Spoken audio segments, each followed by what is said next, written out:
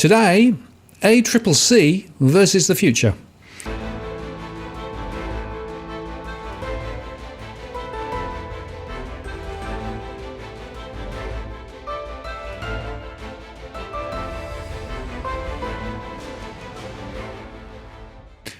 Hello again, it's Martin North from Digital Finance Analytics. Welcome to the latest post covering finance and property news with a distinctively Australian flavour and with a bit of philosophy on the side.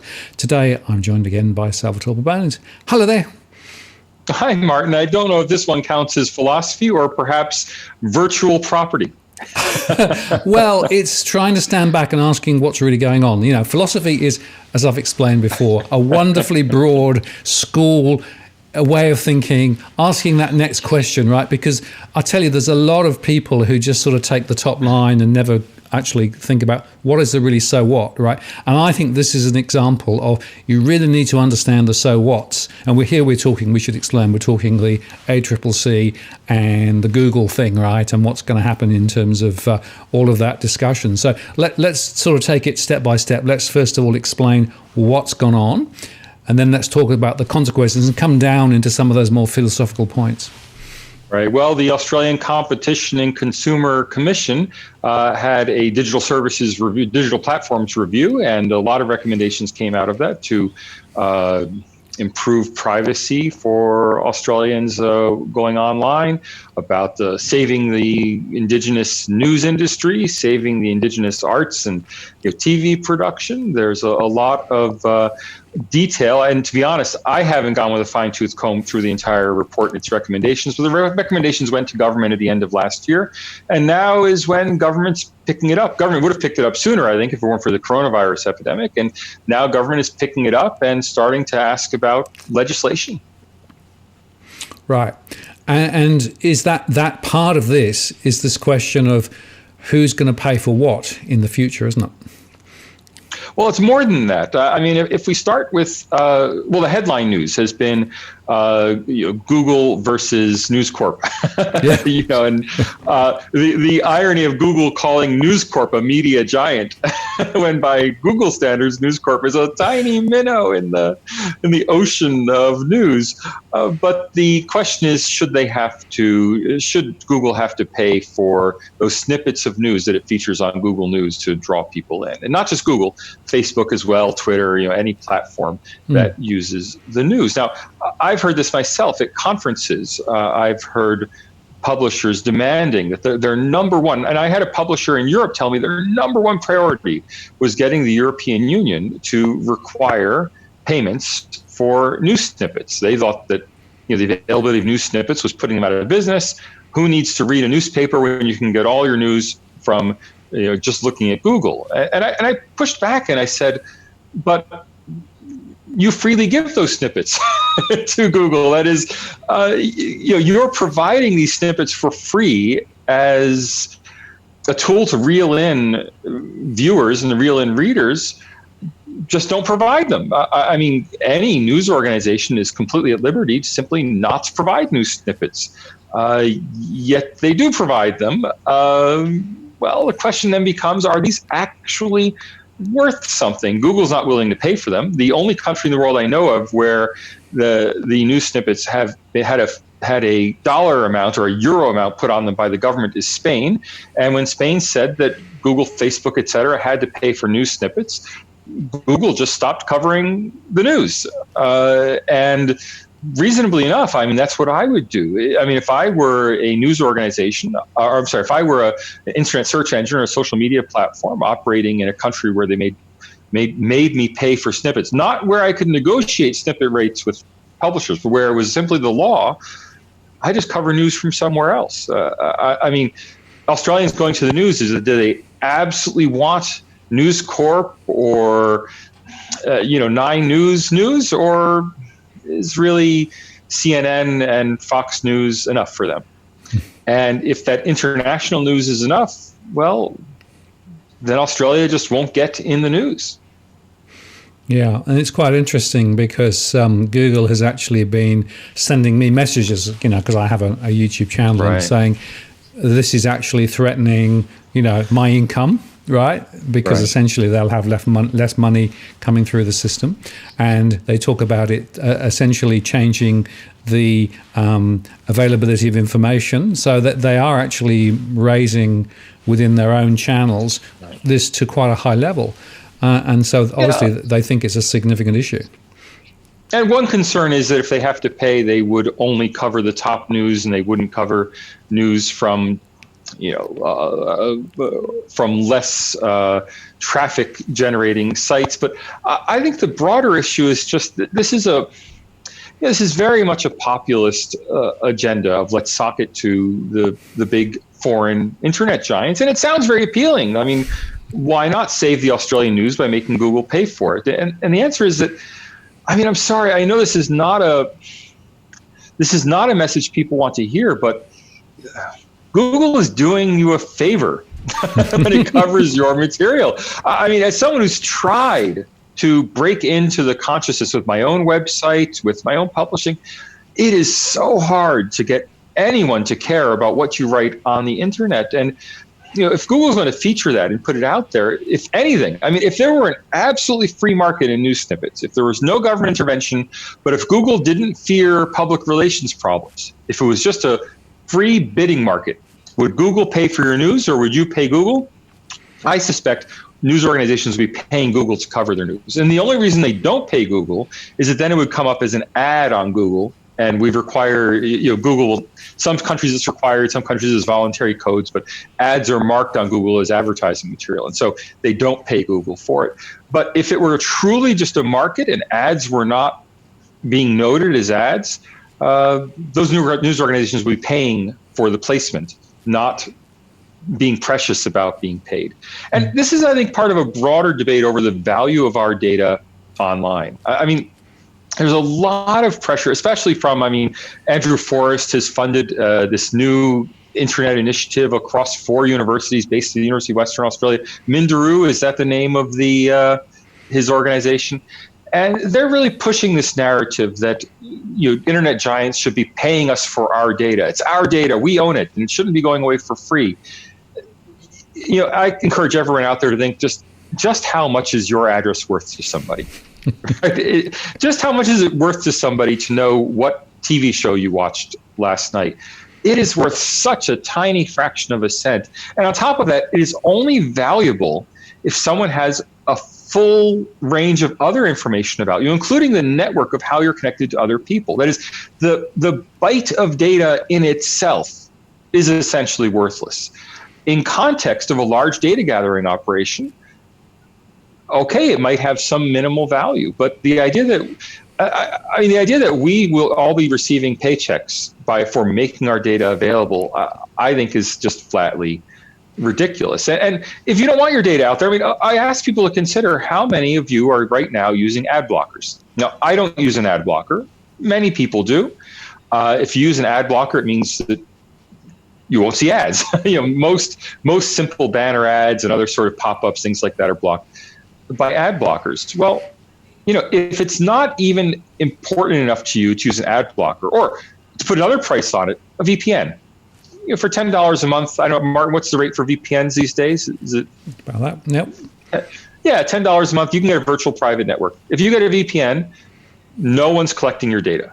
Now, if you're not right now browsing through a VPN all the time, I don't mean just when you go to a pornographic website, or if you're trying to get Netflix in a country where you don't have a subscription. I mean, just using a VPN for browsing. If you're not using a VPN, that suggests your privacy probably isn't worth $10 a month to you. And I'm sorry to go on and on. Let me just even put that one step further. I have a VPN. I don't use it because I want Google and other websites to recognize who I am when I go to them. I don't want to constantly be logging in again. I don't want my preferences constantly be unknown. I want to be tracked. Now, maybe I'm a bit strange in recognizing that what I want is to be tracked. Other people think I want relevant content. I want the site to be responsive. I want the site to give me the damn weather in the place where I am, not the weather somewhere else. Well, if you want all those things, then well, I'm sorry. What you want it to be is tracked. There's value to you in being tracked, as opposed to value to the company that's tracking you. So I think there's a couple of interesting observations there. The first is I actually am more on your side of the argument as well, because I actually think that the benefits of being able to, that you get from being connected and being able to effectively have information served that is relevant and appropriate, et cetera, is actually way worth the alternative, which is effectively completely agnostic, and therefore, anything or nothing happens and you never know where. So I agree with that. I think the other point is that people, I think, should be able to make a positive decision whether to or whether not to share data. And in some cases, data seems to be being harvested without people really realizing it. And I got an issue with that. But generally, I'm going to push. Yeah, go on, push. Yeah, I'm going to push back on you even there, because I spent a year in Europe last year, and Australia has some data privacy regulation where you have to constantly be clicking buttons. Okay, I accept. Okay, I accept. In Europe, it's much more aggressive, which meant that in a year in Europe, every website I visited, all the time, my first action was to say, yes, I accept your data provisions. Now, I never read. I did read one of those data provisions just because I was curious intellectually what I was signing up to, but we click it all the time. Yeah. Now, that's slowing down everybody's browsing experience across an entire continent in Europe constantly, because you're constantly having to click that button to get the banner away. Plus, many non-European websites don't work because for example, in Europe, you can't read the Chicago Tribune. Now, how many people in Europe want to read the Chicago Tribune? Not many. So few, and advertisers in the Chicago Tribune are not trying to reach European audiences. So there's no economic incentive for the Chicago Tribune to comply with European data regulation. What should they do? Well, just don't provide the Chicago Tribune in Europe, right? And I think as we add more and more data regulations, what we're going to see is more and more of the internet just isn't available to you because it doesn't pay for someone someone running a Vietnamese language website in Vietnam. It doesn't pay for them to comply with Australian data regulations. And as a result, Vietnamese Australians won't be able to read that website, or academic researchers who want to do research on what's going on in Vietnam will have to get a VPN in order to even see the site. Right? And I think that's yes, you want to know what's being done with your data, but you really want to have to make an explicit agreement every single time you go to a website. Or couldn't we just say that every time you go to a website, you know that they're taking your data and you agree to it? Well, I think that's the way to do it. So, I think there should be almost a global setting that says, do you want to be able to go around free and basically, share information, or do you want to be asked, right? Or so that at least there's an option. Oh, but there is a global setting, and that global setting is in your browser, right? Yep. So you can just set your browser not to provide any of this data. You can set your browser to deny all cookies. So why does someone have to ask me, is it okay to put a cookie on, when if I really cared, I could have the cookie-free experience? And that's my point. So I think they're going about this the wrong way, right? It seems to me that the way to empower individuals is essentially select a global option, right? And then basically, have the choice. What I don't want is, like you, every time I go somewhere to have to jump through another 2 hoops before I can actually get to where I want to get to, because that just slows down the whole thing and basically makes it. And the other point is, if in fact there is extra compliance put on companies around the world, then the internet becomes a little series of nets in different locations with bits of content, rather than the vision, which was to basically make as much information as freely available to as many people all around the world in as many languages and in many cultures for the greater good. And if we steer away from that, then we're actually disappear. The original intent of what this was trying to do is being degraded, and I'm worried about that. The other is you end up with more and more control of the bit of the story that you see. And I then get quite worried about, how much influence then will local government policies go to in terms of what you see and what you don't see, right? And is it effectively a way of introducing more censorship into the way the internet actually displays information? And is that what we also want? Because that takes me into an authoritarian future that I'm not interested in. Well, I mean, first of all, I'm much more pragmatic in my concerns. That balkanized internet already exists. There's a Chinese internet, there's a Russian internet, there's an Iranian internet, there is a European Union internet that is very different. I'm not kidding, is very different. We can get into that in a minute. And then there's a global internet that everyone else is on. And the European Union internet is slowly diverging from the rest of the global internet because of the very heavy hand of regulation in the European Union that is diverging. Think, for instance, of Netflix, right? So Australia is right now talking about putting Australian content laws on digital streaming services, like Netflix, like Disney, all of the services. The Australian content laws for TV are, I believe, 55% of daytime TV has to be Australian content for broadcast TV. Is that right? I think that's... There is a certain hurdle, although they get around it by having an Australian introducing, and then they can show foreign content to the... Okay, so there are ways to get around it. But the point there is that in exchange for the airwaves, in exchange for being able to broadcast and have the spectrum, you have to provide Australian content, fair enough. Because broadcast is limited to 24 hours a day, I mean, you can't broadcast on any particular piece of spectrum more than 24 hours a day, you can apportion a percentage of that has to be Australian content. And whether that's good policy or bad policy, at least it's implementable policy. When you tell Netflix they have to carry 30% Australian content, that doesn't mean they have to provide more Australian content. It means they have to provide less global content. Yep. Right? They have to bring down the denominator more than they have to raise the numerator. And so what these content laws mean is that a company like Netflix or Disney will give you the top US hits and a lot of Australian content you may or may not want, but they certainly won't give you shows in Hindi. They won't give you shows in Vietnamese. They won't give you shows in Nigerian. All the other markets in which they operate globally. In the US, you get all of them. Right, no problem. Now, the European Union has come up with a clever way of getting around that. They used to have the 30% local content rule in the European Union. They realized this wasn't working. They're now moving towards a new solution, which is 25% of revenue generated in the country must be spent on local content. Okay, that defeats this first easy way around. But then it means, of course, it's effectively just a tax on media, which means, again, you get less, you get taxed more. I mean, Netflix in Europe is €8 for the most basic plan, which carries less content than the $10 plan in Australia. So €8 is about 13 Australian dollars. So you're paying more in Europe for less content because of the way it's regulated. And of course, we could multiply these examples. Now, look, it may not be fair. I mean, if you want to get back to the philosophy part, is it fair that a sovereign country must make sacrifices if it wants to regulate its media space? Well, maybe not. But would I want that regulation? Definitely no. I mean, let me ask you a privacy question about you. Should you be able, you said, well, individuals should make these choices. Should you be able to take your home off Google Street View? If you want privacy, you don't want your home on Street View, can you have it blurred out?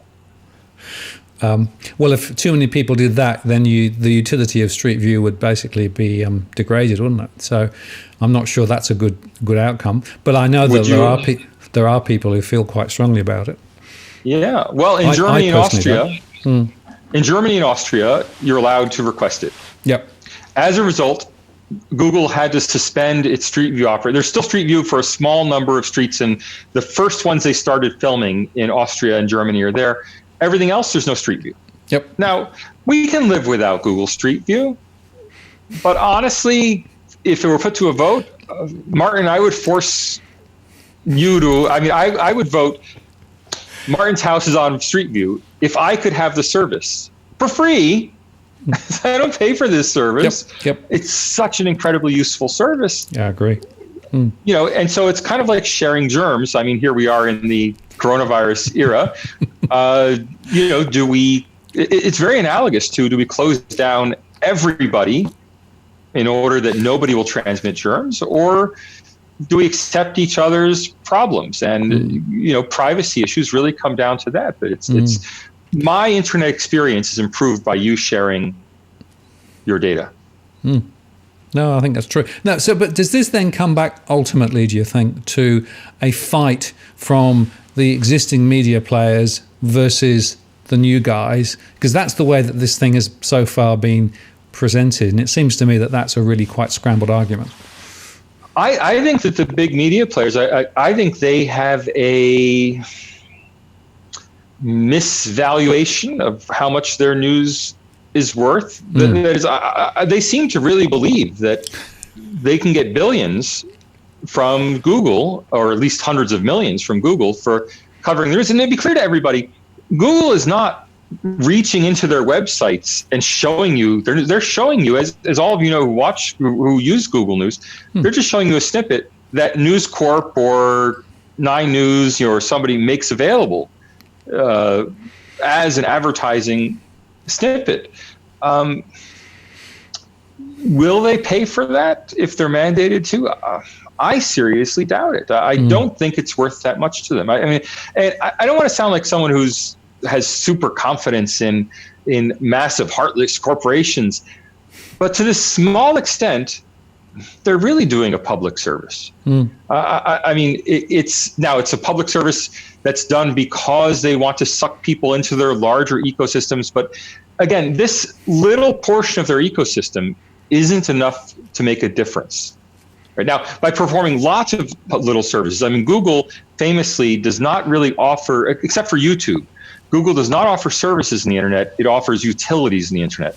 And we all use Google because having all these free utilities cumulatively means a lot to us.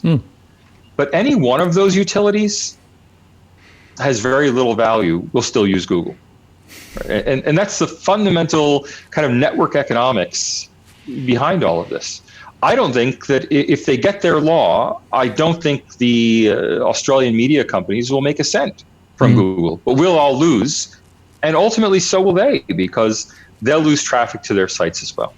Yeah, and I think that's the fundamental point that I would have, is that I think we should be very careful about going down this route, because the unintended consequences could be much more significant than people actually understand at the moment. And there's also this, there is an agenda behind the scenes, which I think is probably quite apparent. And I think we might regret at our leisure the freedoms that we've had with regard to this, and the fact that information has been relatively widely available, and we've got a very, very broad picture.